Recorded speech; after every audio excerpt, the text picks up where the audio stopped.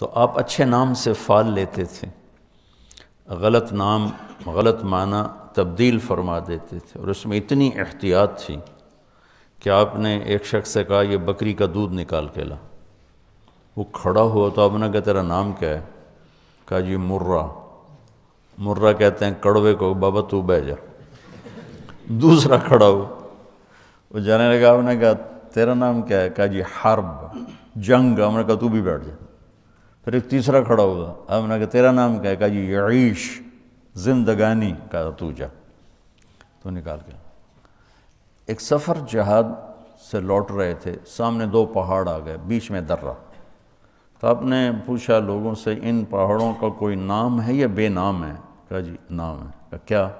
کہا اس کا نام فاضح، اس کا نام مخزی، ذلیل کرنے والا، بدنام کرنے والا۔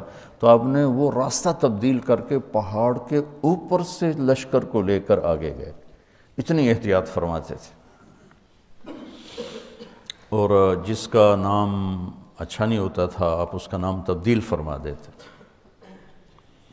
جب حضرت علی کے ہاں پیدائش ہوئی حضرت امام حسن کی، تو آپ نے فرمایا کیا نام رکھا ہے؟ کہا جی حرب۔ آپ کہا نہیں حسن۔ پھر حسین پیدا ہوئے تو آپ نے فرمایا کیا نام رکھا ہے؟ کہا جی حرب۔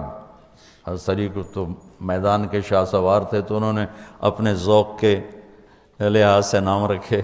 آپ نے کہا نہیں حسن، حسین۔ پھر آپ نے فرمایا کہ یہ دو نام جب سے نسل آدم چلی اللہ نے چھپا کے رکھے تھے میرے بچوں کے لیے، حسن اور حسین۔ اس لیے میں نے اپنے مدرسے کا نام رکھا الحسنین، کہ دونوں نور کٹھے کر لوں۔